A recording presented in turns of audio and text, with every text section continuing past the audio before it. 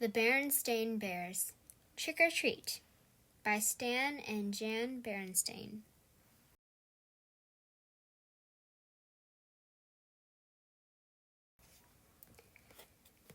The sights and sounds of autumn were all around as Mama Bear pushed her shopping cart along the path that led to the Bear family's tree house.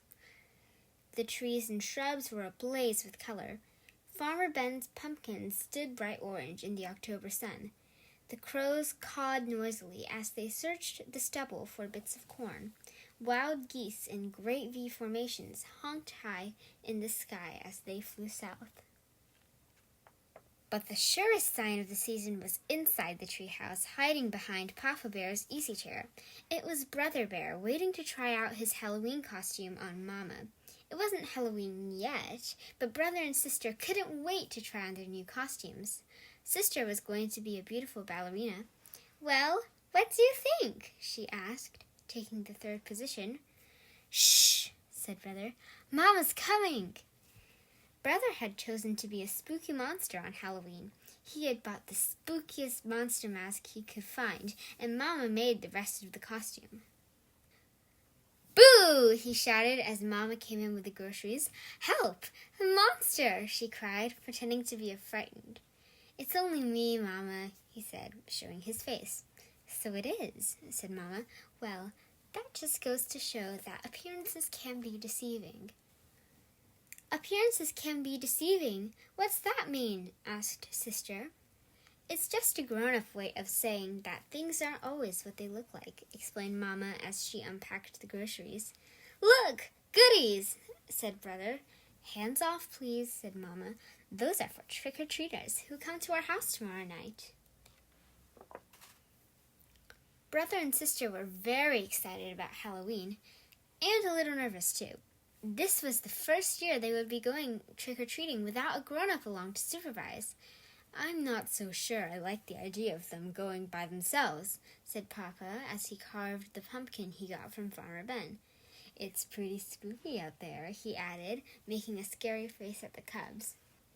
"Now, Papa," said Mama, "if Brother and Sister want to accept the challenge of going out on their own, I think we should encourage them. But remember," she continued, turning to the cubs, "there will be strict rules. You stay in your own neighborhood, and you won't eat any of the treats until you're back home." "Besides," said Brother, "we won't really be by ourselves. We made a trick-or-treat date with Cousin Freddie, Lizzie Bruin, and Queenie McBear." "There," said Papa, putting the finishing touches on the jack-o'-lantern.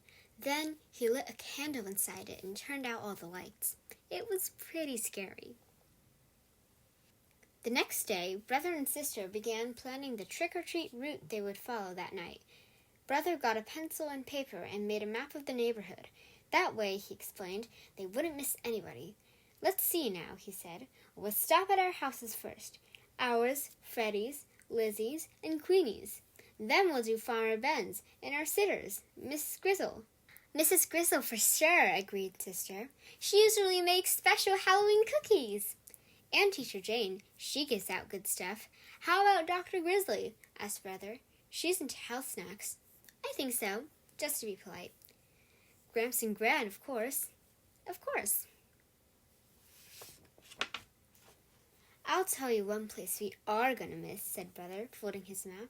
"What place is that?" asked Sister. "That one," he answered, pointing out the window at the home of old Ms. McGriz. It was a spooky, twisted old treehouse in a thicket at the end of Crooked Lane. "We're definitely not going there," he added with a shiver.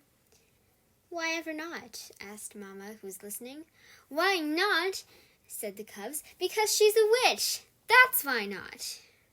"What utter nonsense!" protested Mama.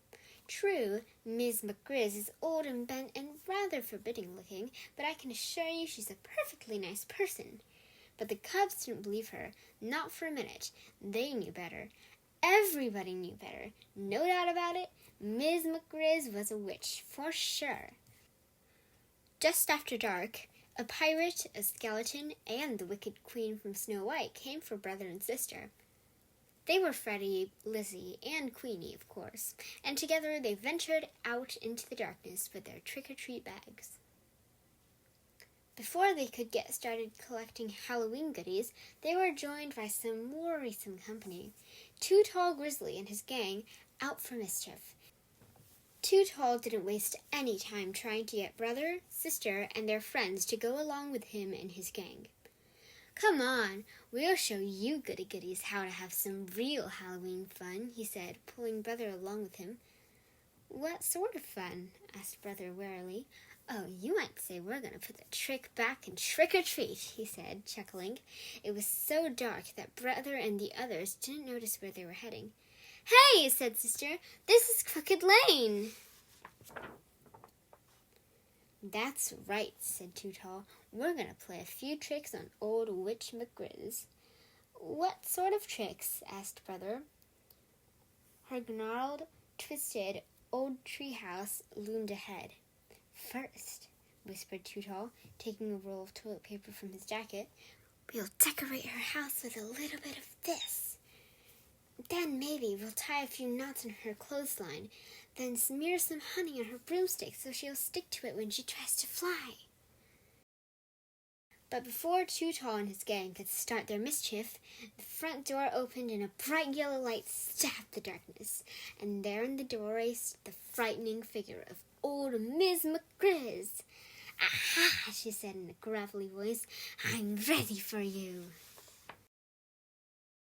She then led the terrified cubs into a cozy living room. To their great surprise, there was a big tray of beautiful candy apples, all prepared for Halloween visitors. "Mama was right," whispered Sister to Brother. "Miss McGrizz really is a sweet, kind old person."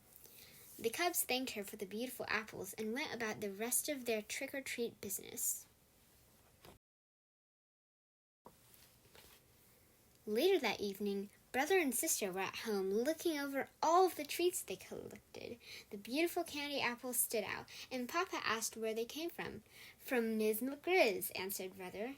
"From that scary-looking old grouch puss that lives down Crooked Lane?" asked Papa. "That's right," said Brother, taking a delicious bite of his candy apple. "You must really try to remember, Papa," said Sister, giving her apple a little lick. "Appearances can be quite deceiving."